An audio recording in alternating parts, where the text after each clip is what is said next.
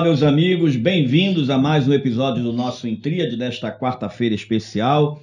Hoje muito especial porque vamos falar de música, e música, quando se fala de música, a gente realmente fala daquilo que a gente gosta e que eu acho que todo mundo gosta. Existe um ditado que diz que quem não gosta de samba, bom sujeito não é. Só que eu digo, quem não gosta de música tem alguma coisa errada, né? Nós fomos constituídos para a música, na verdade, né? Nosso aparelho, na verdade, a nossa constituição fisiológica, ela tem tudo a ver com a música. Quando eu olho para a palavra de Deus, eu sempre vou ver um Deus musical. Até no haja luz havia a beleza musical de um Deus que é o inspirador da música. Dele vem a boa música. Bom, mas você vai entender por que eu estou falando isso dentro do nosso episódio de hoje, que é um episódio especial para falarmos de música e especialmente para falar de técnica vocal. Aqui na Escola de Adoradores, é o curso mais procurado, é o curso de técnica vocal. Então, isso mostra que a galera está querendo aprender a cantar realmente, né? E dentro do contexto religioso, dentro especialmente das igrejas evangélicas, né, a música ela tem um papel muito importante e todo mundo, a minha esposa diz, todo mundo quer cantar nessa vida, né?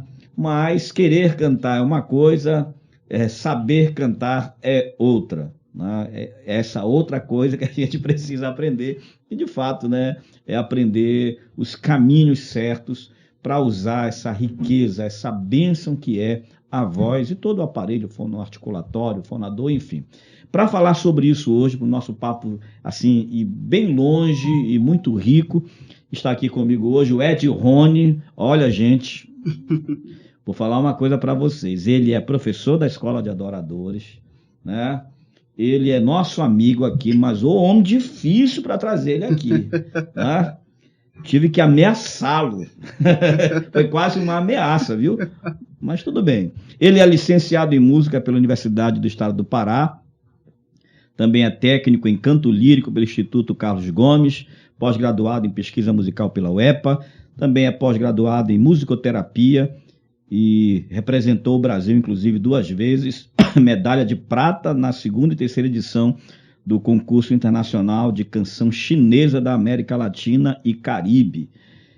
Como musicoterapeuta, já trabalhou ali 3 anos com estimulação precoce e habilidades sociais com a comunidade autista no centro especializado no tratamento do espectro autista e outros transtornos.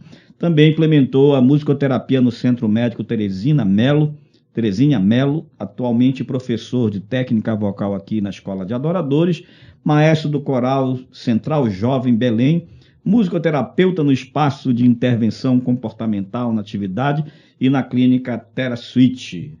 Tem mais alguma coisa ainda que te esqueceu aqui? Ed Rony, prazer receber você aqui, bem-vindo, e até que enfim deu certo, né, Ed?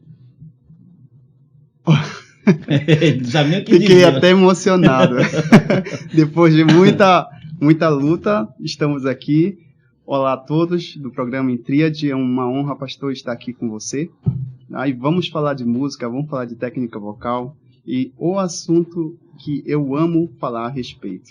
Bom, primeiro a gente sempre faz, Ed, um pouco do relato da tua experiência, da experiência dos nossos convidados aqui, o que te levou para essa área de música, né? Onde foi que tudo começou? A gente já falou alguma coisa aqui em off, mas como é que começa a tua história na carreira musical? Bom, eu sempre tive a influência do meu pai, da minha mãe, que antes mesmo de eu nascer, eles já respiravam essa atmosfera musical. Eles eram regentes do grupo Vida de Jovens, o antigo grupo de jovens aqui da Madureira, da Assembleia de Deus. Então, eu pequeno ali já presenciava ela regendo, o meu pai ensaiando em casa. Então, eu acordava com meu pai cantando. À noite, eu estava rodeado ali na igreja, rodeado de música, rodeado de influências, diversas influências. Frequentava bastante shows, eventos de competição musical, que tinha bastante. Então, até os meus 12 anos de idade, eu não desenvolvia nenhum tipo de interesse. Portanto, o meu interesse era apenas nas artes marciais. Eu queria ser lutador de artes marciais. Por isso que chama ele de Jack Chan. E até que eu presenciei uma vez um quarteto cantando no Tempo Central do Maguari, e é o quarteto de Leade, influenciou muitos, né? Influencia muitos, até hoje, é um quarteto de renome, e com a minha curiosidade, aquilo me encantou. Então eu fiquei muito curioso por querer saber como aquela engenharia funcionava, né? Engenharia da harmonia vocal. Então eu comecei a despertar esse interesse por estudar música mesmo, e a fundo, né? E a minha primeira tentativa foi no Instituto Carlos Gomes, onde eu fiz um ano de musicalização, né? Depois saí, retornando depois ali com 16 anos. E aí foi com 16 anos que eu comecei a entrar mesmo de cabeça nos estudos da música, por enquanto com aquela mentalidade apenas de investir na minha carreira de cantor. Né? Creio que todo professor de música sempre inicia a sua carreira com aquela mentalidade de atuar na música, né? De estar ali no palco. E, claro, até hoje eu tenho eu atuo nos púlpitos ali de maneira concertista, né? Mas também tenho meus trabalhos paralelos. Bom, logo em seguida eu ingressei na licenciatura em música. Até esse ponto eu tinha certas dúvidas. Antes de fazer o vestibular, eu queria ingressar em engenharia. Então, tentei fugir da música de toda forma possível, né? Eu tive algumas crises existenciais no meio do caminho, então tentei fazer outras coisas e fui tentando fugir, e eu via que não dava certo. Aí eu realmente entrei na licenciatura em música pela UEPA, e até ali, na metade do curso, eu fui me encontrando. E antes de terminar, eu conheci a musicoterapia através de uma palestra, né? Acho que era a Semana Acadêmica ou a Semana do Músico na UEPA, e presenciei uma palestra sobre musicoterapia e vi as possibilidades de atuar no mercado com a música, né? Todo o leque. E na licenciatura a gente já tem ali um leque de formas que você pode utilizar a música para atuar no mercado, né? E a musicoterapia é mais uma delas. Então, ingressei na pós-graduação antes mesmo de terminar a graduação, e já comecei a trabalhar com musicoterapia antes de terminar a pós-graduação, uma vez que nós, os musicoterapeutas, principalmente em Belém, são raros. Eu fiz parte da segunda turma formada aqui em Belém, acho que deve estar na terceira ou quarta. Mesmo assim, é um profissional difícil raro, de se encontrar, né, aqui, né? E depois, logo quando eu terminei a licenciatura, eu ingressei na Escola de Adoradores também, onde foi o meu primeiro emprego com música, logo depois que eu terminei a universidade, fora da universidade, foi a Escola de Adoradores, né? Antes eu cheguei a fazer também eu atuei como professor de inglês, também ali antes de iniciar a graduação com umas crianças. E durante a graduação, só para me dar um suporte financeiro também, cheguei a ser professor de inglês. Maravilha. Então, na verdade, a música ela te escolheu, né? Exatamente. Ela te seduziu, não conseguiu fugir. Tentei fugir, mas não dá. Bom, a gente vai tentar fazer de um programa bem prático, como eu fiz com o Joel Júnior, que a gente tratou de música também, tentar responder algumas questões. A gente colocou um post no Instagram para o pessoal adiantar já algumas perguntas para o episódio de hoje sobre música, especialmente sobre técnica vocal. E você também pode fazer algumas perguntas que serão respondidas nos comentários depois, porque o programa, claro, está sendo gravado, vai ser exibido na quarta-feira, às 11 horas da manhã, mas você pode fazer perguntas, porque lá no comentário a gente responde. E se não tiver como responder no comentário, for uma pergunta que seja necessário responder mostrando, a gente vai ter um outro programa, vai trazer de novo o Ed Rony aqui, a gente vai conseguir trazer ele de novo aqui, inclusive para aprofundar na questão da musicoterapia. Mas a gente vai começar com algumas questões da técnica vocal, né? Eu falei ainda há pouco na abertura do programa que a gente aqui na Escola de Adoradores, eu falo aqui, gente, toda vez que eu falo aqui na Escola de Adoradores, é porque o nosso estúdio está dentro da Escola de Adoradores. É o curso mais procurado, né? Então, se a gente for ver, é um percentual muito alto, tanto é que a gente tem, acho que 3 ou 4 professores de técnica vocal. São 4 professores de técnica vocal, para poder atender a demanda de tanta gente que procura a gente. Às vezes as pessoas imaginam, vou aprender técnica vocal porque é mais fácil do que aprender a tocar um instrumento musical. E não é bem assim, né? Claro que a questão da pessoa já ter o instrumento nela mesma, talvez seja essa a única facilitação, porque não tem que comprar um instrumento. Mas, na tua experiência, Ed, ao longo desse tempo que você está na escola de adoradores, existe algum caso assim que você identificou que seria uma pessoa que você diz assim, cara, essa pessoa, é claro, você não vai citar nomes, nada, né? Lógico. Mas essa pessoa aqui ela não tem condições de aprender a cantar, ela não vai conseguir. Existe isso? Uma pessoa totalmente amusical? Bom, existem linhas de pensamentos, né, estudos aí, pode ser que tenha autores que tenham ideias diferentes, né, concordo e outros que discordam, mas eu sou daquele que diz, todo mundo pode cantar. Se você tem uma voz e você consegue falar, então você consegue cantar. Sim. Porque cantar, ele se diferencia do falar, porque você tem que ter um controle do fluxo de ar de forma diferenciada. Claro, todo o aparelho fonador se comporta de uma maneira diferente. Se exige mais do que quando você está falando, né? E sobre ser o curso mais procurado, é interessante porque cantar é uma forma, a gente sabe que música é uma forma de expressão, sim, mas cantar, utilizar sua voz é algo um pouco diferente, porque voz, eu costumo dizer que é o reflexo da tua personalidade. A voz é um resultado de todo um contexto, de toda a tua trajetória.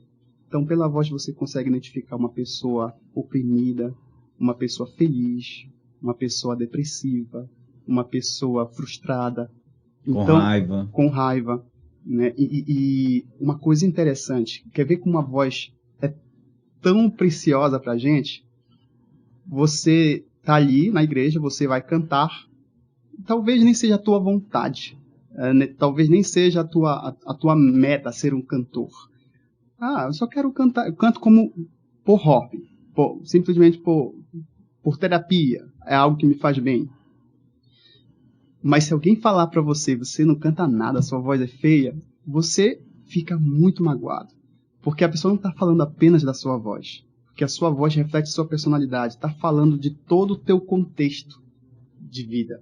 Né? De toda a tua personalidade que está sendo expressa ali com a sua voz. Então, por isso que cantar vai muito além de simplesmente cantar. É uma forma de expressão. Você está colocando a sua personalidade ali para todo mundo ver. Então, por isso que eu acredito que a técnica vocal é um dos cursos mais procurados. Porque todo esse poder de expressão que o canto carrega, que faz as pessoas quererem tanto cantar. É interessante, né? Você falou de uma coisa que é muito... eu já observei muito isso aqui na escola, né? Se você dá uma nota baixa numa prova, por exemplo, de alguém que vai tocar violão e a pessoa, o aluno não executou, né, seja aquela escala, aqueles acordes, aquela harmonia, ele não executou direito e por isso ele vai ter uma nota baixa. O aluno fica frustrado normalmente porque não atingiu a sua meta, não atingiu a nota necessária, às vezes, para passar, enfim. Mas ele não se sente de forma alguma, eu diria, atingido em si mesmo, né? Ele não conseguiu. Agora, quando se trata da técnica vocal, parece que há uma coisa diferente, né? Quando a pessoa recebe uma nota baixa, ela não atina para o fato de que ela apenas não executou tecnicamente aquilo que a prova, que os comandos exigiram. Mas ela não olha por esse lado, ela olha para o lado dela, né? Como se fosse algo dela. Envolve toda essa questão da alma, do corpo, do espírito. Aí a pessoa pensa logo, cantar não é para mim. Né? Eu não vou parar. Acontece muito de eu falar que às vezes é necessário o aluno repetir alguns níveis para a gente ter um tempo maior de trabalho em sua voz e logo em seguida ele pensar, será que cantar é para mim, professor? Eu não sei se eu vou continuar. Essas falas assim de desistência, quando há aquela possibilidade de eu reprovar, ou então quando eu peço para o aluno refazer o nível, né? É isso, né? Falar de técnica vocal, falar de canto, é falar de um aparelho que está na pessoa. Então, de alguma forma, é falar dela. Né? Mas a gente tem algumas perguntas, inclusive a Raquel já registrou ali algumas perguntas, a gente colocou, como eu falei ainda há pouco, a gente postou lá no Instagram e o pessoal já começou a fazer perguntas, né? Antes de a gente começar a gravar. Então, tem algumas perguntas aqui e você vai responder, e aquilo que a gente puder fazer... melhor pode falar daí. Né? Tem pressa. Um desafinado nato consegue alguma técnica e cantar sem desafinar? Um desafinado nato. O que seria isso? Acho que desafinado nato, acho que todo mundo é, né? Até a brasileira. Tem gente que é desafinado, né? Que até aplaudindo desafina. O desafinado ele não tem a ver apenas com o ato da pessoa desafinar, não tem a ver. Claro, vou considerar esse nato como aquele que não acerta nenhuma nota. Sim. Aquele que é um desastre total, né? Então, Jesus, meu guia, todas as notas fora da afinação, né? Da tonalidade. A gente pode dizer que essa desafinação não decorre apenas da voz dele. Eu tenho uma voz, a voz dele é feia. Não é simplesmente o fato dele não saber utilizar o seu aparelho fonador, mas é uma questão também cognitiva, neurológica, né? Há até algumas desafinações que é necessário recorrer a um fonoaudiólogo ou um otorrinolaringologista, né? Então, há necessidade de se trabalhar essa percepção desse aluno, essa percepção musical. Então, quando eu tenho um aluno que ele é desafinado de forma grotesca, mesmo. Eu não inicio esse processo de aprendizagem pela música. Porque, como eu falei no início, cantar exige mais do corpo do que falar. Então, vamos começar falando. Então, vamos começar a trabalhar essa percepção e se ouvir falando. Então, se eu faço, por exemplo, oi, essa entonação, oi, aí ele faz, oi, já se percebe que as duas formas são diferentes. Sim. Auditivamente. Então, eu começo fazendo essa pessoa perceber essa diferença. E a gente vai trabalhando nesse âmbito recitativo, de falar em cima de uma determinada nota. E aí, depois, a gente parte para o cantar. Quando eu peço para ele cantar, geralmente ele já começa a acertar ali 90% das notas, depois desse treinamento aí. E aí ele começa a se assustar. Nossa, é possível. Então, é possível sim. Porque também existe aqueles desafinados, né? Que é realmente falta de treino, da percepção, da escuta, né? De ouvir uma nota e reproduzir e tudo mais. Sim. Mas existem aqueles que já cantam e cantam muito desafinado. Não estou falando daqueles que desafinam aqui e ali, estou falando daqueles que realmente você percebe que o camarada canta semitona, como abaixo do tom, acima do tom, joga playback, ele jura que... Mas ele não consegue perceber. Ele vai sempre só na trave, né? Só no traste, né? Só bate no traste. Que a gente existe aquela desafinação integral, que é essa pessoa que não acerta uma nota. Existe aquela parcial, que ele desafina algumas notas, e até mesmo aquela pessoa... E desafinar, gente, é comum até mesmo para os cantores profissionais. Né? É normal. É normal porque às vezes você não está bem, às vezes você está com um problema ali respiratório, um problema na voz, e alguma desafinação nas passagens das notas acontece. De forma bem simples, sutil, ali, né? Sutil, mas acontece. Né? Agora, sim, a desafinação mesmo que precisa ser trabalhada é aquela integral, é aquela que às vezes até uma nota apenas sai, né? Mas sai de forma grotesca. Então a gente precisa ir ajustando essas notas que estão muito longe da afinação. Então, nesse caso, você falou que para essas pessoas que estão iniciando, você sugere fazer essa ideia, né, do recitativo, né? Isso é uma pedagogia minha que eu utilizo, né? Quem conhece aí aliás, quem visita o meu Instagram, quem ali segue o meu Instagram, tem alguns vídeos que eu mostro de pessoas que entraram totalmente ali inseridas no desafinado nato, né? E que 3 dias depois, aí considerando 3 semanas de aplicação, ele já estava apresentando uma afinação considerável. Bora fazer, né, uma amostrazinha rápida. Tu já fizeste ainda há pouco, mas tipo assim, a pessoa está perguntando lá, tá, mostra alguma coisa para mim, dá essa dica aí, e aí o resto ela vem estudar aqui na escola. Por exemplo, a pessoa desafinada mesmo, essa pessoa que eu instruí, ela fazia renova-me, Senhor Jesus. Às vezes é até uma preguiça de todo o aparelho fonador de dar algo a mais, né? E aí, como é que a gente poderia começar aqui? Tem gente que não consegue cantar desafinado. Sim. Tem gente que não consegue tentar simular uma desafinação. Né? E aí seria o tom, né? Renova-me, Senhor Jesus. Aí eu poderia começar, claro, eu não ia começar trabalhando assim com a pessoa, porque ela não tem aquele aparelho treinado. Sim. Certo? É como se fosse alguém que está se propondo a correr uma maratona, mas nunca fez nenhum tipo de preparação, um exercício para ter um condicionamento muscular para realizar aquela atividade.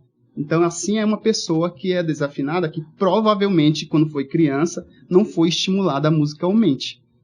Tá? Então, eu começaria: renova-me, Senhor Jesus. Renova-me, Senhor Jesus. E eu peço para ele ir assimilando essa fala. Renova-me, Senhor Jesus. Fala nessa afinação, nessa altura. Ele não vai falar, renova-me, Senhor Jesus. Ele vai começar a perceber que a entonação é diferente, que a afinação é diferente. E aí a gente pode utilizar alguns aplicativos hoje que mostram o espectrograma ali acontecendo. Ele começa a visualizar, ter um estímulo visual associado a um estímulo auditivo. E aí, renova-me, Senhor Jesus. Não, renova-me, Senhor Jesus. Renova-me, renova-me, renova-me, renova-me. Agora tenta cantar. Renova-me. Ah, entendi. E aí, o primeiro passo para o desafinado é ele perceber quando está errado. Isso já é uma evolução. Sim. Porque se ele percebe que está errado em determinados pontos, ele pode sozinho ir evoluindo, tendo meu auxílio. Então, em casa, ele vai estar treinando, ele vai estar percebendo os erros e vai estar tentando se corrigir. Ou seja, é uma evolução. Perfeito. Bom, tem algumas perguntas aqui que já são, assim, curiosidades, né? Tipo, por que o gago não gagueja quando canta? Bom, aí eu já vou entrar no âmbito da saúde, né? Da musicoterapia, um pouco para falar a respeito disso. Bom, falar é diferente de cantar. Falando aí de energia, né, do uso do aparelho fonador, mas também o processo que acontece no cérebro, toda a área cerebral que é responsável, que é processada no momento da fala, é diferente quando eu canto, quando eu estou inserido na música. Ou seja, a parte cerebral que é prejudicada e que condiciona a pessoa a gaguejar, ela não é a mesma utilizada quando ela canta. Ou seja, eu uso uma outra parte do meu cérebro que está saudável e por isso eu não gaguejo. Ou seja, na musicoterapia a gente pode até tratar essas condições, aí a gente sabe que existe um processo de neuroplasticidade, né, onde o cérebro vai se reconfigurando, principalmente as partes mais deterioradas, e aí a gente vai substituindo aquela área ali que está ali em déficit pelas outras áreas, compensando. Essa é a palavra mais correta, né? Na verdade, quando a gente pensa na fala, né, existem duas áreas do cérebro, que é a área de Wernicke e de Broca, né? Uma, ela é responsável pela mecânica da fala, pela execução da fala, e a outra pela interpretação. Então, quando uma dessas áreas, especialmente a área da interpretação da fala, quando ela é prejudicada, essa mecânica ela vai ter um delay para responder. Então, vai prejudicar a mecânica. E já na música, a música tem um sistema mais abrangente até, né, do que simplesmente a fala. E assim, quando a gente fala de canto, a gente não está falando apenas de música. Tem alguns teóricos, nas minhas pesquisas, que dizem que música não é a mesma coisa que canção, né? E cantar também não é música no sentido absoluto da palavra, no sentido absoluto. Inclusive, na minha pesquisa eu falo sobre isso, né? Então, isso aqui quer dizer alguma coisa para ti? Por exemplo, isso que eu fiz. Pode trazer uma interpretação para você. Sim. Pode trazer uma outra interpretação para mim. Então, a música, no sentido absoluto, ela só pode ser música mesmo quando ela não tem significado. E cada um chega a uma conclusão ouvindo a mesma melodia e conclusões diferentes. É uma fenomenologia aí, né? Que entra, exatamente. Que tem a ver com aquele que vai interpretar, que vai ouvir. Exatamente. Então, quando você escuta tan, tan, tan, tan, tan, tan, tan, tan, tan, o que as pessoas associam? Darth Vader do Star Wars. Então, nesse sentido, não é música.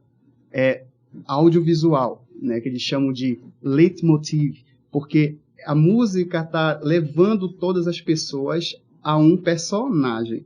Então, se a música quer dizer algo que todo mundo consegue chegar nessa conclusão, na mesma conclusão, então não é música no sentido absoluto. Então, o cantar é a união da literatura, né, da poesia, com a música, com a linguagem musical. E isso, quando eu falo linguagem musical, é quando eu falo da concepção da pedagogia. A pedagogia diz que música é linguagem. Para a neurociência, música não é linguagem.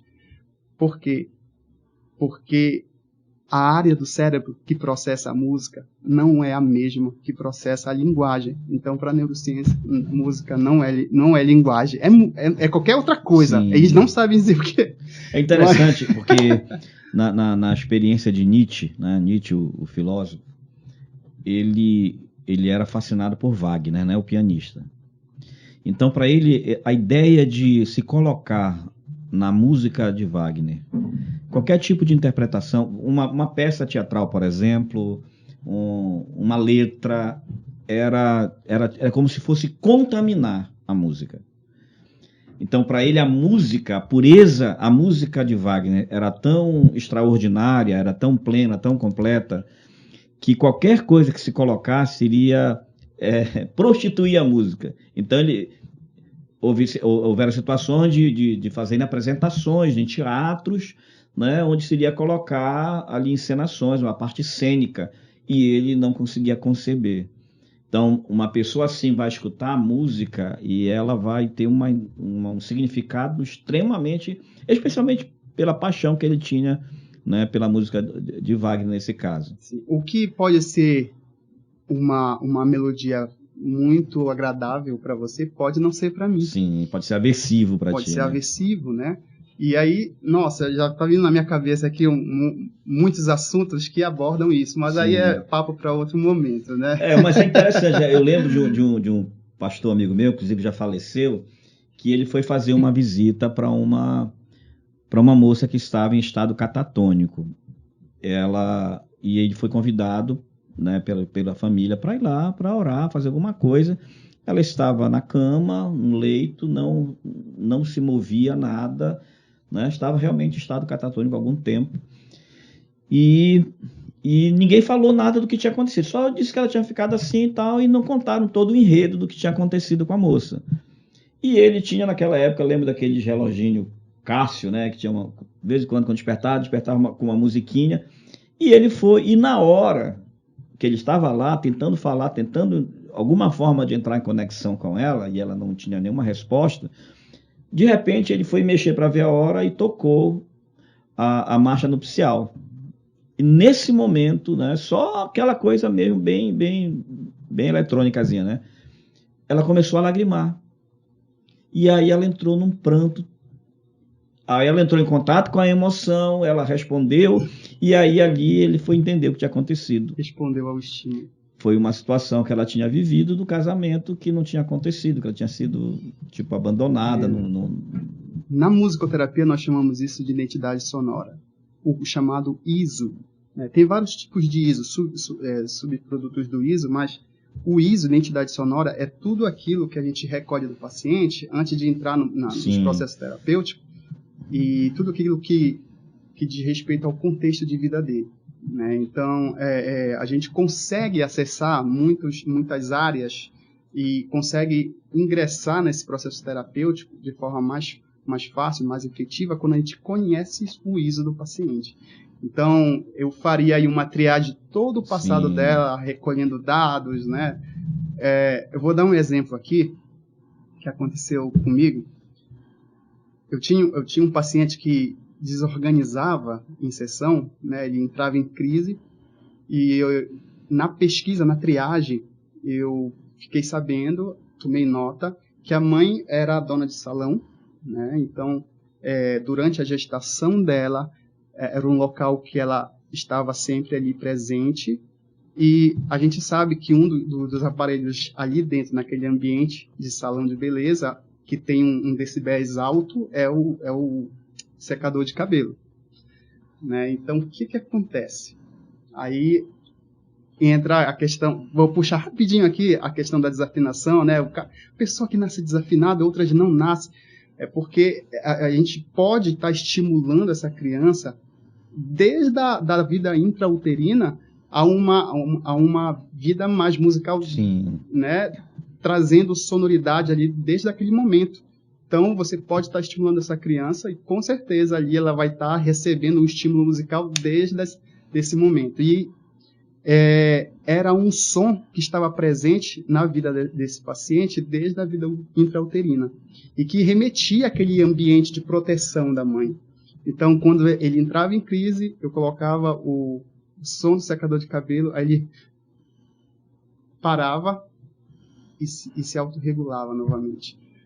Outro exemplo era um paciente que eu tinha aqui na clínica, na Almirante Barroso, que o pai, ele chegou assim de supetão, não estava esperando, entrou na sessão do grupo e já entrou chorando. Pai, o que eu vou fazer? Aí eu fui lá na frente, conversei com o pai, aí o que acontece? Quando ele está junto do pai, que o pai chega do trabalho, ele chega para assistir o Jornal Nacional. Aí tem a vinheta, né? E eu simplesmente, vamos pensar, vamos colocar isso? E aí chorando. Aí eu colocava, aí ele... Ou seja, faz parte do ISO dele, da identidade sonora dele. Né? Aquele momento que ele está junto do pai, e a todo tipo de som que está ao redor vai fazendo parte daquele contexto aí. Por isso tem gente que fala, isso me leva até os momentos que de infância, o momento, essa música me leva a um momento da minha época de namoro, da época de escola. Então a música tem esse poder, né? É o ISO. Sim. Uma pergunta aqui da plateia, tem plateia hoje. Aproveitando que nós temos aqui um neuropsicólogo e um musicoterapeuta, né? Existem alguns estudiosos que dizem que tocar o instrumento é uma das pouquíssimas coisas que ativam os dois lados do cérebro. Aí eu queria saber em relação ao canto, isso acontece também? Porque eu não estou tocando o instrumento sou eu. Pode acontecer sim, porque quando a gente fala da fala, né, alguns estudos, parece que tem alguns estudos que já contradiz, mas alguns estudos falam que a gente utiliza o lado direito do cérebro para falar ou para cantar, não lembro, e tanto para falar, no caso, ao contrário de cantar, a gente utiliza o esquerdo. Então, quando você canta, você utiliza toda essa base, né? Então você pode estar utilizando os dois lados, sim. É porque, na verdade, quando se fala de música, seja o canto, seja qualquer instrumento, claro que, por exemplo, instrumento como a bateria, ele vai trabalhar muito a questão da coordenação motora, né? Então, vai trabalhar muito mais os periféricos e tudo mais. Quando se trata do canto, a coordenação motora já não é tão utilizada, ainda que tem gente Sim. que só consegue realmente cantar se estiver fazendo algum tipo de gestual, então, de alguma forma, acaba tendo essa interação também. Quando a gente pensa na música como essa última, por exemplo, a música é a última memória que é excluída no mal de Alzheimer. Sim. Né? Ela é muito poderosa. Sim, ela né? é muito poderosa. Então, quando se pensa nos dois hemisférios cerebrais, né, a música ela vai envolver emoção, então todo o sistema límbico vai estar envolvido na parte musical. Ela vai envolver também as áreas, de alguma forma, por se tratar de uma música que vai ter verbalização, que vai ter fala, que vai ter o aprendizado, né? Claro que é decorado, por isso, até voltando para a questão do gago, né? O gago ele precisa elaborar uma resposta para poder não gaguejar, aliás, para poder se expressar, e por isso que vem o delay e vem a gagueira. E na música não, o camarada aprende e ele tem um suporte. Qual é o suporte? É a melodia que vai acompanhar ele, é a harmonia da música que vai acompanhar. Aquela previsibilidade, né? Sim. Da entonação. Mas é interessante a pergunta e, de fato, vai utilizar os dois hemisférios cerebrais. E na verdade, acaba retardando também essa questão do Alzheimer, né? Acaba. Na verdade, a música, né? Tanto o mal de... Na verdade, as doenças da senilidade, né? O mal de Alzheimer, de Parkinson, né? A preservação da saúde do cérebro, os feixes neuronais. Por exemplo, você está estudando tocar um violão, ou teclado, seja lá. Você está usando a mecânica aqui, tem a sua memória muscular, né? Você vai utilizar várias partes do cérebro e o cérebro vai estar em atividade constante. E aí vem a neuroplasticidade, né? A neuroplasticidade. Que às vezes, que é isso que é lindo, porque você vai ver algumas pessoas que perderam, por exemplo, 3 dedos. Uhum. A pessoa não vai poder tocar teclado, mas o cérebro vai se organizar, né? Ele vai encontrar uma forma de criar novos caminhos neuronais, né, para poder dar conta daquela tarefa. Só o fato de você estar escutando música já te leva a um processo de várias sinapses acontecendo ao mesmo tempo, né? Então, falando sobre o Alzheimer, tem um relato de um musicoterapeuta que, quando ele foi atender uma senhora que estava assim, em estágio avançado, os filhos disseram assim: olha, vai lá, mas ela não fala nada, ela não reconhece, ela não responde quase nada, mas vai lá. Só o fato de entrar com o violão, quando ela entrou com o violão, não precisa nem de tocar.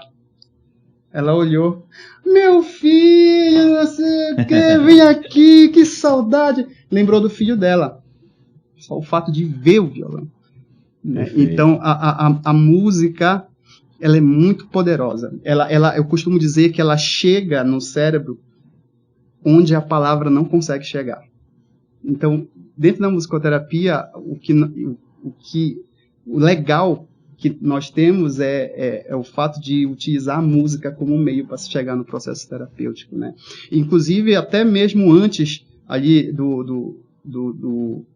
da pessoa vir a óbito, no Alzheimer, na demência, ainda surte muito efeito, a música surte muito efeito e pode trazer lembranças ali na pessoa quando se utiliza a música de forma terapêutica, né? E, claro, não é qualquer pessoa, tem que ser um profissional habilitado, né? Que consiga utilizar a música como terapia, porque tem toda uma metodologia, um processo ali, um olhar clínico que tem que ter do processo para que seja musicoterapia, né? Bom, a gente sabe que o assunto, né, musicoterapia é maravilhoso, né? E eu sei que daria mais um programa para falar só de musicoterapia e depois fazer outro só para falar de técnica vocal, do canto em si. Mas eu sei que tem gente querendo que você faça alguma coisa, cante alguma coisa para, por exemplo, né?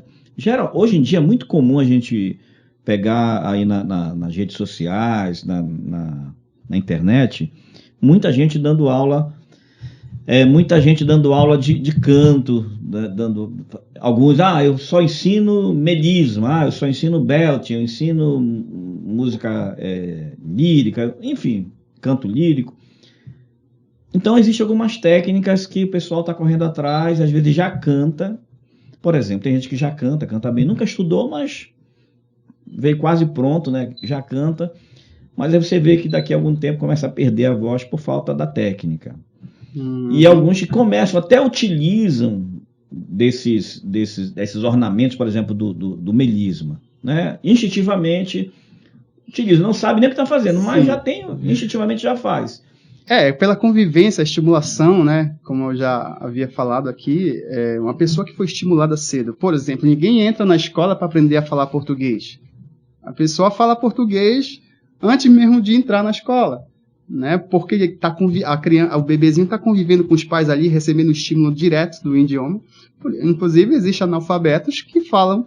E se eu precisasse estudar para aprender alguma coisa dentro da linguagem, eu não falaria até entrar numa escola, né? Então, a mesma coisa a pessoa na música, né? Mas falando principalmente aí sobre o canto, as pessoas que fazem melisma de forma eficiente, mesmo sem ter estudado, é porque ela ouviu muito, né? Então, se ela escuta muito, ela recebe uma certa estimulação. Agora, saber o que está fazendo é diferente, né? A gente precisa realmente estudar, organizar as coisas, assim como a gente organiza a gramática. A gente sabe falar, a gente fala português, há o processo de comunicação acontecendo, mas a gente mesmo assim, a gente está ali estudando português para saber toda a regra e como é que a linguagem funciona. Então vamos falar do melisma. O que é o melisma e quais são ali os caminhos para aprender a fazer? Porque tem gente que diz, olha, eu já canto há muito tempo, mas uma coisa que eu não sei fazer é melisma. O melisma, ele precisa ser precedido de um trabalho de agilidade. Porque o melisma, ele diferente de um canto melismático, por exemplo, aqui, nessa música do Renove-me. Renova-me. Então, eu fiz aqui, renova-me. Eu fiz 4 notas, certo? Para compor até aqui esse pequeno trecho. Isso não é melisma. Eu estou cantando 4 notas. E o que seria o melisma? O melisma, ele não está dentro das sílabas. Ele geralmente está no final ou dentro de uma sílaba apenas. Ele não pode, por exemplo, renó. Eu tenho 2 sílabas. Então, 2 notas, uma nota para cada sílaba, então não seria um melisma, né? Então, se eu faço renova-me, Senhor Jesus,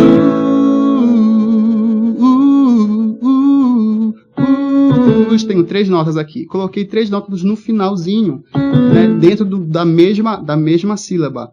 Zus. Então, aí pode ser caracterizado um melisma. Então, a tua capacidade de fazer isso numa determinada velocidade vai definir se é um melisma, né? E, assim, um melisma bem executado. Porque se for zus, uma coisa que não tem definição, então é um melisma mal executado. Eu posso colocar no meio da frase.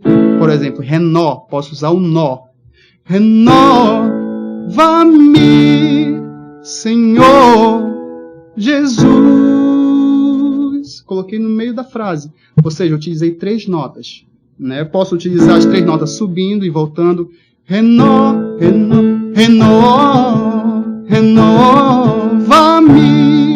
Senhor Jesus. E como é que a pessoa... eu quero aprender a fazer melisma. Sim. Então, como a pessoa pode... É isso que a pessoa está perguntando. Olha, ou não é? Olha, gente, tá sendo tudo aqui em cima da hora. Eu não estava preparado. Eu estava preparado assim, previamente. Quem sabe faz ao vivo e grava, né? Então, por exemplo, você pode ter melismas. Deixa eu ver aqui. A gente pode ter aqui. Posso ter melisma que leve aí uma escala inteira, metade de uma escala, ou 3 notas? Geralmente, a gente define melisma quando tem um ornamento com mais de 2 notas. Então, esse que eu acabei de fazer, Ré, Nó, Tá, tarará, Dó, Si, Lá, Dó, Si, Lá, Dó, Si, Lá. Agora, se eu fizer assim, renova-me, Senhor. Ou seja, eu estou só indo para uma nota superior e voltando para a melodia normal, né? A melodia comum da música. Então, renova-me, Senhor Jesus. Ou seja, são só 2 notas. Então, isso se define como uma apogiatura superior. Se for para baixo, renova-me, Senhor. Ou seja, uma apogiatura inferior. Mas não é um melisma. Até mesmo se eu fizer renova-me, ainda são 2 notas. Por mais que a quantidade de vezes que eu vou e volto, né, seja grande, mas ainda assim não é um melisma. Ou seja, acima de 3 notas é um melisma. Beleza. Agora eu vou entrar. Agora, vamos lá. Eu quero aprender. Eu tenho que ter a habilidade, agilidade laríngea, de movimento de todo esse aparelho aqui, para executar uma determinada nota, num determinado conjunto de notas, numa determinada velocidade. Então, eu começo treinando ali com... Não tem metrônomo aqui, né? Tá, vamos pensar aqui nesse...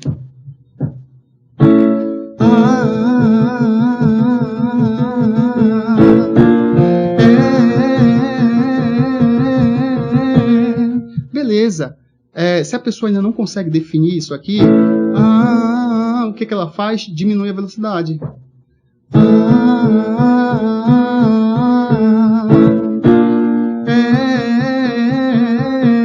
Viu que está bem definido? Consegue observar cada notinha acontecendo? Vai aumentando a velocidade.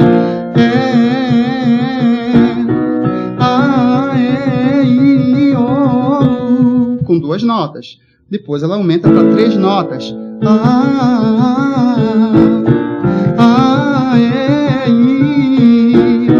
Depois 4 notas.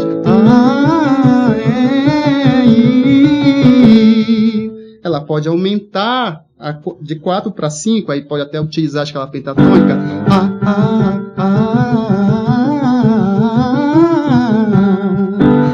A pentatônica é muito utilizada nesses processos melismáticos porque ela não tem o 4º e o 7º grau que causa certa tensão. Então, ele pode improvisar à vontade, cantar qualquer nota que vai caber dentro da harmonia.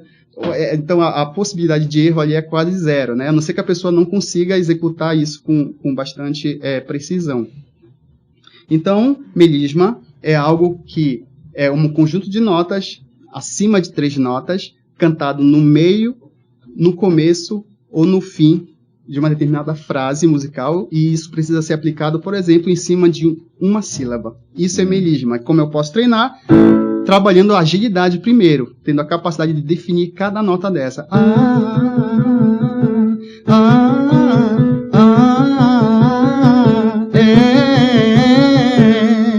E aí você pode utilizar a escala inteira. Quanto mais você vai estudando, as possibilidades são infinitas. Aí você vai estudando, vai aumentando a quantidade de notas, né?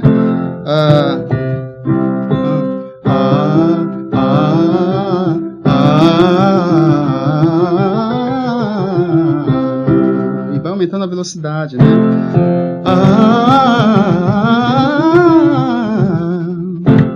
É isso. Maravilha. Bom, e o vibrato? Tem gente que diz, eu não sei fazer vibrato. Não consigo fazer vibrato. E tem gente que faz uns vibratos assim que dá vontade de dizer, para de fazer vibrato. O vibrato ele está ali para um fim estético. A gente tem vibrato no violino, tem vibrato até no violão, né? No piano não tem, a não ser que a gente utilize aquele recurso aqui de... O vibrato na voz não é diferente, né? É para um fim estético. Não necessariamente ele ele é uma obrigação em todos os estilos. Há estilos que Tem estilos que nem usam. Nem né? usam. Que não, que... No caso, os eruditos do período barroco não utilizam vibrato. As composições do período renascentista também não utilizam vibrato. Vibrato é algo que foi fortemente difundido ali no período romântico, né, com as óperas românticas e tudo mais. Até mesmo nossa MPB utiliza pouco vibrato, alguns jazz, mas gospel mesmo ali, a raiz ali do gospel americano, a ópera, alguns rock assim utilizam o vibrato, sim. E a gente tem 3 tipos de vibrato. Um vibrato que não é esteticamente aceitável, né, que é o caprino, é aquele vibrato, então,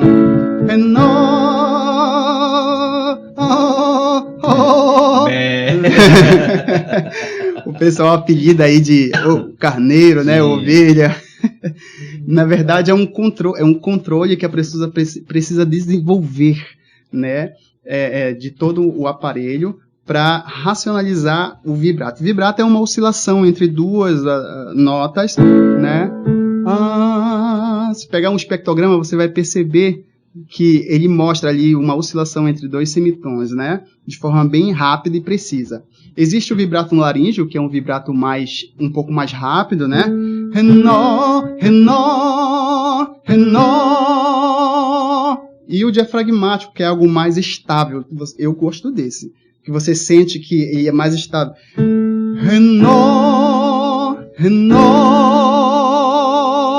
Ele é um pouco mais compassado, né? E essa oscilação ela precisa acontecer de forma constante e uniforme, né? Entre a crista e o vale da onda, assim. Sim. Claro, eu gosto de utilizar o espectrograma para o aluno ver isso, que é mais fácil dele compreender, né? Bom, alguém está perguntando aqui, minha voz fica sempre rouca depois de cantar uma música. É normal? Não é normal. Tá? Não é normal, a gente precisa verificar como é que está a pressão subglótica. A pressão subglótica é esse ar que sai dos meus pulmões, chega aqui nas pregas vocais por baixo e rompe a resistência glótica. Então, quando eu penso em falar, o meu cérebro automaticamente manda uma mensagem, minha prega vocal fecha. Quando ela fecha, a pressão subglótica vem e ela exerce uma força para a pressão subglótica abrir. Aliás, o fechamento glótico abrir. E logo em seguida ele fecha, e vem o ar, continua, vem e abre. Aí há um efeito Bernoulli ali acontecendo, né? Então esse processo nós chamamos de fecha e abre e fecha, é o ciclo glótico. Então uma pessoa que está cantando ali e fica a todo momento ali rouca depois de um tempo, é porque ou ela está fechando de forma muito grosseira, aí óbvio, se ela está fechando de uma forma muito forte e grosseira, o que o ar precisa fazer para abrir ali? Colocar mais energia, mais força. Então a pessoa também aplica um sopro mais forte e você também tem um fechamento glótico muito tenso, né? Ou seja, vai demandar muita energia da musculatura. E imagina isso durante muito tempo sendo executado, você leva uma fadiga de toda essa musculatura. Fora a questão do aquecimento, do pré-aquecimento, né? Sim, o que acontece? Algumas pessoas, por exemplo, aquecimento, isso é um TVSO, né? Ele regula a comunicação entre a fonte e a pressão subglótica, a fonte e o filtro, né? E regula a força. Pode ver que, inclusive, eu consigo mudar de registro sem quebrar a voz. Ou seja, ele é ideal para a pessoa entender como se utiliza. Mas o aquecimento vocal em si, ele não vai fazer a pessoa cantar melhor do que ela já canta. Sim. Ou seja, o aquecimento, ele vai fazer você utilizar o melhor do que você já está condicionado a fazer. Então, se você ali utiliza 70% da técnica vocal para cantar, e você... Vamos tentar quantificar aqui o quanto eu canto bem. Então, se você canta bem 70% da sua capacidade, utilizando a sua capacidade, o aquecimento vocal não vai fazer você cantar mais que os 70%, mas vai fazer você chegar ali com a possibilidade de utilizar os 70%. Então, sim, você canta utilizando o que você já sabe de forma mais natural, né? Você traz aquele movimento das pregas vocais de forma mais natural, mas ele não vai fazer você cantar mais do que você já canta. Os exercícios técnicos, sim. Existem exercícios técnicos que vai fazer você a absorver novos comportamentos musculares que vai fazer você cantar melhor. Perfeito. Estão perguntando aqui, eu acho que isso é bem interessante. É possível aumentar a extensão vocal estudando técnica vocal? E eu queria até que falasse sobre a questão da tessitura vocal, da extensão. Fala um pouco sobre isso pra gente. Sim, a tessitura vocal, ela está dentro daquela estética, daquela percepção da voz mais próximo da fala, né? Então, se eu faço hey! Ainda é um comportamento que eu uso bastante tiroaritenoide, né? Bastante TA. Então, se você já viu uma prega vocal, você vai ver aquelas duas membranas, né? Aquela musculatura inteira é utilizada. De repente, ele pode mandar essas imagens, né? Aí, e a gente colocar. Sim. Quando eu utilizo toda aquela musculatura, né? Eu tenho essa voz mais cheia. É a voz que a gente utiliza para chamar as pessoas na rua. Ei, vem aqui! Agora, se eu uso, ei, vem aqui! Isso aqui não é a minha voz. Eu não falo com ela por aí. Nesse caso aqui, eu estou utilizando o TA. Então, beleza. Se eu vou caminhando para o agudo, e aí a gente percebe que tem uma grande influência do TA, por mais que as pregas vocais estejam esticando, e quando elas esticam, eu uso mais CT, que é o músculo crictireoide, né? Então, se eu utilizo mais TA do que CT, o CT já está atuando, porque está esticando, está indo para o agudo. Está indo para o agudo. Mas ainda se percebe um pouco mais de TA, mais dessa voz de peito, é tessitura. A partir do momento que eu saio mais dessa influência do TA e entro numa mais influência do CT, isso aqui é mais CT acontecendo. Eu já estou numa extensão vocal, né? Então, a tessitura está inserida na extensão vocal. E a extensão vocal vai além. Tudo aquilo que o meu corpo consegue emitir em termos de som, digamos assim, para ficar mais perfeito. fácil. Então, só para a gente entender legal, como leigos, né? A tessitura é aquilo que é natural da tua voz quando você fala. Sim. Você tem aí esse espectro aqui. Sim, que se aproxima da fala. Aí a extensão tá aí. A extensão é algo a mais. Que, você vai... que foge a qualquer tipo de lembrança de como é a minha voz falada. Sendo didático, certo, assim, tentando fazer... Falar, por exemplo... é onde eu canto mais confortavelmente. Isso, digamos assim. Mas porque quando a gente fala em voz mista, né? A gente fala de uma voz mais leve. Então, por exemplo, ainda é minha tessitura na voz mista. Vou tocar esse sol aqui. Esse sol aqui com uma voz de peito. Ela é potente. Voz mista. Ela já está mais leve. Ela não está ainda dentro dessa percepção da minha voz falada. Mas já percebe-se que já tem uma leveza. Sim. E quem causa essa leveza? O CT. Seria mais ou menos um belt, isso aí, que é a mistura? Isso, exatamente. E aí, o falsete, ou a voz de cabeça, né, o falsete no caso, já é o uso demasiado do CT. Uma influência maior do CT do que do TA.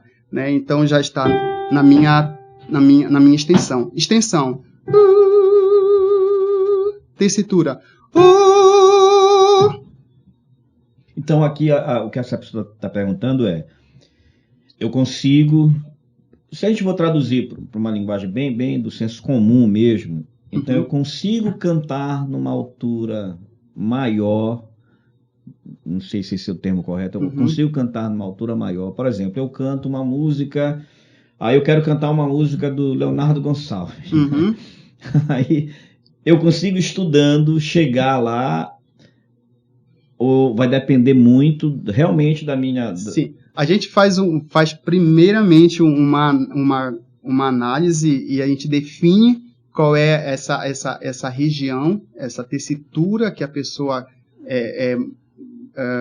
mais se aproxima de um canto saudável, né? E se a gente vê que é uma falta de treino, por exemplo, digamos que ela faz esse sol com muita força. E aí ela quer aumentar, mas quer aumentar com essa força, ela não vai conseguir. Ou seja, ela tem que utilizar um pouco da questão da voz mista, né? Utilizar um pouco mais de cricotireoide, CT, e aí a gente vai ensinando isso, né? E a pessoa tem que ser paciente, tá? Tem que ter paciência. Dá tempo para si mesmo assimilar tudo isso. Não é algo assim da noite pro dia. E aí você vai o quê? Entendendo o corpo, entendendo que é a forma de se chegar numa nota mais aguda, né? Mudando a configuração aqui. Então ela precisa aprender a mudar essa configuração, entender cada configuração da voz mista. É uma pessoa que de repente vem de uma cultura dentro da igreja que não utiliza muito falsete, então ela vai ter pouca estimulação de CT. Se ela tem pouca estimulação de CT, os agudos dela vão ser prejudicados. Ou seja, ela vai sentir que canta feio nos agudos, não alcança os agudos. Né? Mas na verdade é porque ela não estimula muito o CT. Então ela tem que fazer exercício. Tem que estimular isso. Aí eu venho aqui pro grave. Tem mais CT aqui sendo estimulado, né? Aí eu vou transformando em voz mais mista, né? Uma mistura ali, caminhando para minha voz falada. Claro, o que o pessoal chama de voz de peito, né? Mas cientificamente seria ali o uso do tiroaritenoide com mais ênfase. Se eu aumentar mais TA, então se é uma pessoa que coloca muito TA aqui, muita energia, obviamente ela vai achar que não consegue alcançar uma nota mais aguda, ou se ela tentar, ela vai quebrar. Aí também tem a propriocepção, né? A pessoa, ela tá cantando na igreja, sempre cantou ali naquela voz e nunca estudou, então ela não sabe os recursos que ela tem. Né? Há pessoas que até dizem que usar falsete é errado. Sim. Né? Mas assim... Dizem que mulher não tem falsete. O que é o falsete? O falsete, ele é uma fenda fisiológica. Num homem é uma fenda fisiológica que ele cria, né? Então ele tem um fechamento completo. Tá fechadinho. Aí, se eu abrir parte da minha prega vocal, né, no fechamento glótico ali, ó, tem uma fendazinha que eu crio. Então, eu tenho um pouco de ar passando ali. Tem uma soprosidade, né? E aí, assim também na voz de cabeça, né? Eu tenho mais chamado borda tênue, quando a minha prega vocal encosta com mais carinho, para tentar imitar uma voz de uma mulher.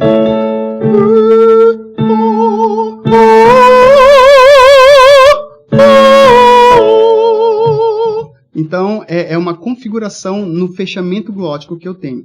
A mulher pode fazer isso. Ou seja, se eu parto do pressuposto que é uma fenda fisiológica que é criada, a mulher também pode criar essa fenda. Só que a mulher, na chamada voz de peito, já tem essa fenda fisiológica natural. E algumas delas, quando vai fazer a transição para a voz de cabeça, às vezes a gente não percebe. Ou seja, por quê? Porque na voz de peito já se tem essa fenda fisiológica. Aí quando ela vai pro falsete, é a mesma coisa, ela só aumenta mais. Né? Falsete é a voz fraca. Então, voz de cabeça. Falsete. Leve aí, soproso, né? Então, poderia definir aí falsete, soproso, fraco, voz de cabeça. E mais limpo, um fechamento mais preciso e potente. Calma. Vai lá de novo. Oi. Estão falando mais questão de fazer o mais agudo, né? Aí eu falei, hoje de manhã eu vi uma moça cantando hoje e ela tava, eu não conhecia ela ainda, né? Eu só vi ela cantando. Ela cantando uma voz extremamente grave, bem grave, assim. E eu vi assim, bonito e tal, aquela voz bem, aquela cantora de MPB e tal. E beleza, né? Tipo, aí quando acabou, a gente foi embora, aí ela passou do meu lado e ela... Tchau, não sei o que, eu me assustei, entendeu? Quando eu vi a voz dela real, super aguda, assim, toda... Parece sininho falando. Só que quando ela tava cantando, era extremamente grave. Aí, tipo, é o mesmo exercício, é o mesmo pra deixar agudo pro grave. Porque no caso dela, ela já, tipo, como você falou, do homem, cria essa fenda pra fazer o agudo. No caso... Para fazer o falsete, né? Para fazer o falsete. Ela precisou, para fazer o grave, fechar.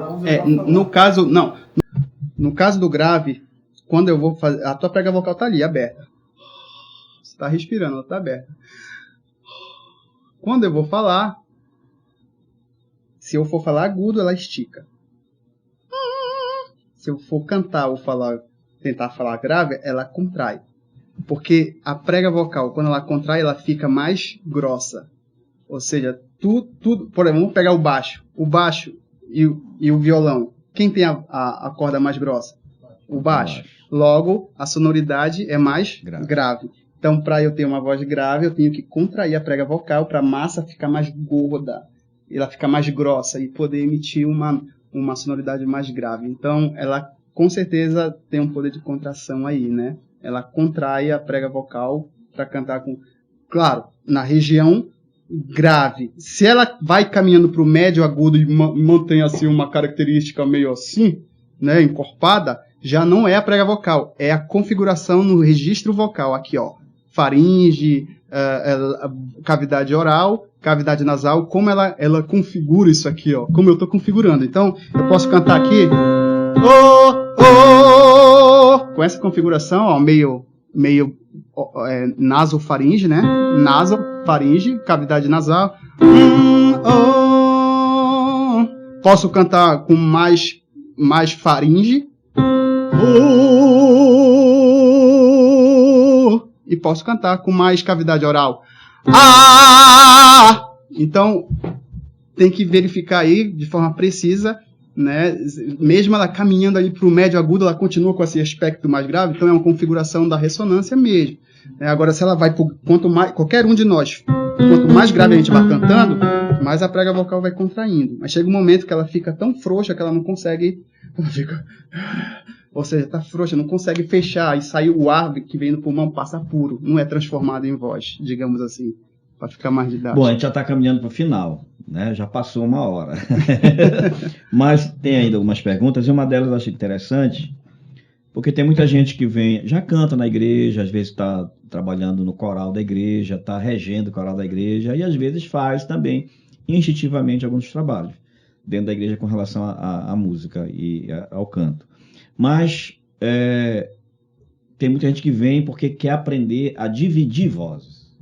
Né? E a pergunta é essa: existe um estudo específico que ensine a abrir vozes? Bom, eu costumo dizer que é tempo, é estimulação, né? Então, é muito interessante, a pessoa precisa se dedicar. Se for aprender sozinha, há pessoas que aprendem sozinha a dividir vozes, né? Mas aí existe uma dedicação, é o famoso durmo pensando em cantar, acordo pensando em cantar e vivo o meu dia pensando em cantar.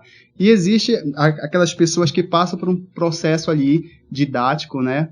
Que é quando ele é direcionado por um profissional. Então vamos lá.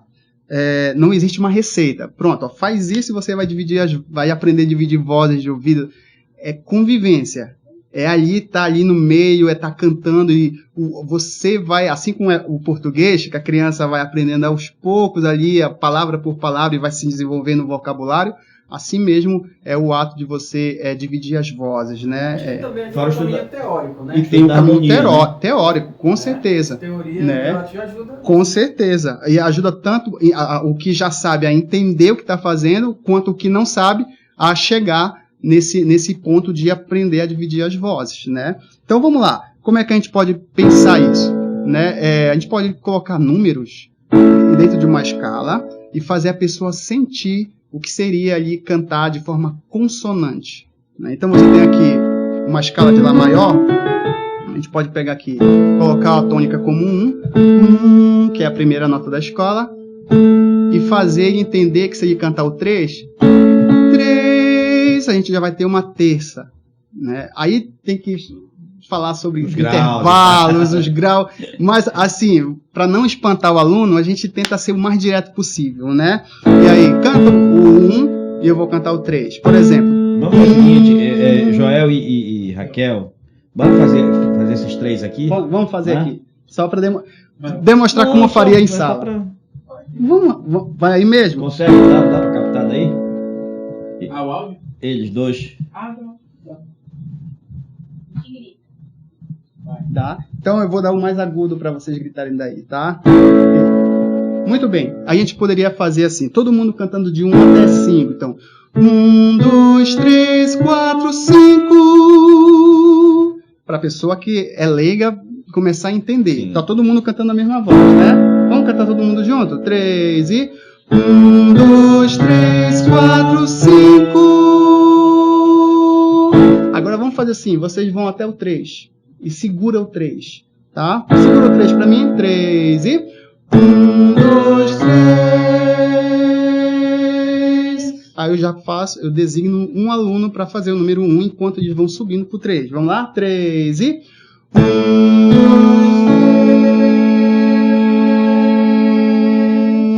E aí a gente já tem 2 vozes. Vamos fazer o seguinte? Raquel, suba pro 5. Permanece no 3. Joel, 3 e... 1, 2, 3, 4, 5. Então a gente já tem 3 vozes, né? A gente pode também trabalhar com a ideia de lá na frente, trabalhar com a ideia de notas dissonantes, Tétrade. Nona, com sétima. Vamos pensar numa sétima? Como ficaria? 1, 2, continua no 3 e no 5. 3 e... 1, 2, 3, 4, 5. Era pra ir pro 3. 3 e... 1, 2, 3,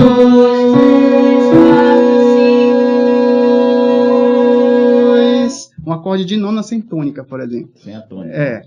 Então, essas formas didáticas, essa vivência que o aluno vai tendo de ouvir, de executar, e o tempo vai fazendo com que ele depois consiga assimilar e até mesmo a tirar de ouvido, a fazer de ouvido. Agora, o Júnior falou de uma coisa importante, né? A questão da teoria. Que às vezes o aluno de técnica vocal, ele acha que teoria não tem nada a ver com ele, né? Tem tudo, né? E tudo tem que ele tudo a faz. ver, porque isso aí... Por exemplo, quando eu canto uma música, eu canto. Vai cair. Calma. Corta essa parte. Não, deixa Não que- aperta, canta não aperta isso aqui, ó. A gente fala que ele só vai fazer preto e branco. Desconsidere. Quando eu canto uma música, eu canto intervalos, então eu posso fazer esse aluno entender isso, né? Então, quando você tem aqui, por exemplo, vamos lá de novo, renova-me, eu tenho uma terça maior, uma terça menor e uma segunda maior descendente. Então, terça menor, segunda descendente.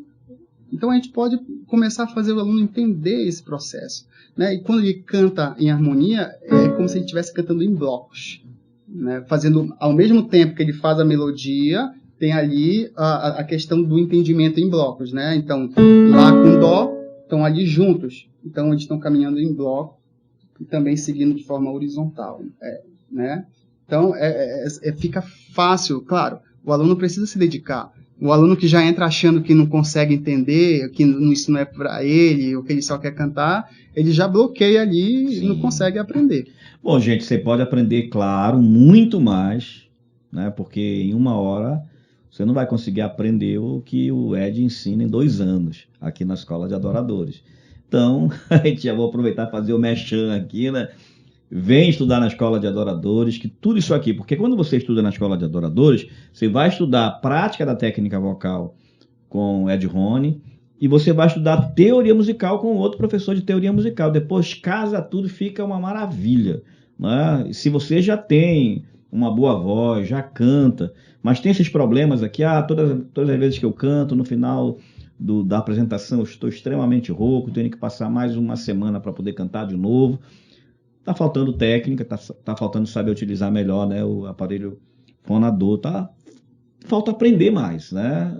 Porque às vezes você tem beleza, mas temos exemplos aí inúmeros, não só na música, dentro da música evangélica, mas na música popular, né, de cantores que perderam a voz, estão em fim de carreira porque não tem mais o que cantar. Exatamente. Não necessariamente você vai ter uma voz feia se você cantar de forma errada. Você pode estar cantando de forma fisiologicamente errado E continuar bonito. E continuar bonito. né? E outra coisa, a pessoa que canta lindamente pode ampliar mais ainda a sua capacidade, né, aí, estética, e ampliar mais as possibilidades do canto, quando a pessoa se propõe a estudar, né? O canto lindo, para que eu tenho que estudar? Você vai conhecer mais e, quem sabe, ampliar mais ainda a sua capacidade, né? Bom, chegamos ao final.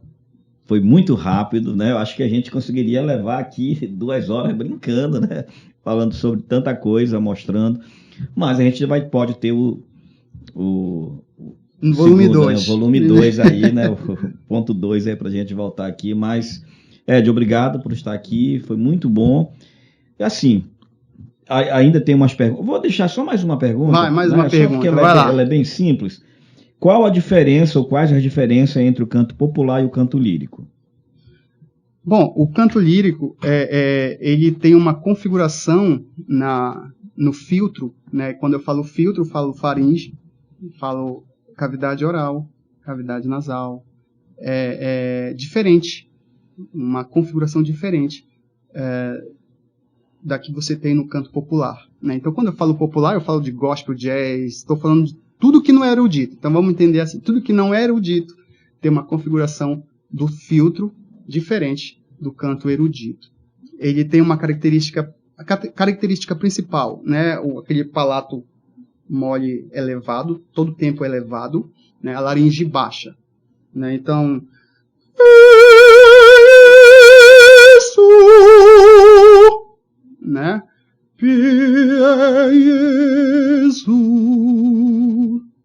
Essa configuração sempre assim meio metálica e o palato elevado, né? Sempre ele não desliga essa configuração. E o canto popular não, ele já é mais próximo da fala, né? Então ele é Piesu, já é algo mais, o palato mole já não está mais tão elevado assim, tem um pouco mais do uso da cavidade nasal, um pouco mais oral. Eu faço essa dosagem. No canto lírico tem uma só configuração, né? E essa é a grande... E no canto erudito você já não tem tanta... nas obras eruditas você não tem tanta liberdade para criar. Você tem que... exatamente. E o popular não, você já tem essa liberdade aí para mudar, fazer um arranjo. Claro, nada te impede de mudar um arranjo ali mais erudito, mas é capaz de você ser condenado. Oi? Um pouco de... Você corre o risco de ser condenado lá o tribunal erudito. Bom, gente, valeu, foi muito bom o papo. Vamos ter outros com certeza, né? A escola está aberta aqui. Nós temos, além do Ed Rony, nós temos outros professores de técnica vocal. Tem aqui o Jeff que está com a gente, a Suelen, a Dani. Né? Então a gente está com uma equipe muito boa. Se você é alguém que se identificou, achou interessante, entre em contato com a Escola de Adoradores. Ed, meu amigo, mais uma vez, muito obrigado por ter vindo. Eu que agradeço, pastor. Foi um prazer. Brevemente teremos o número 2. Pronto. Grande abraço, gente. Até o próximo, se Deus quiser. Um abraço a todos.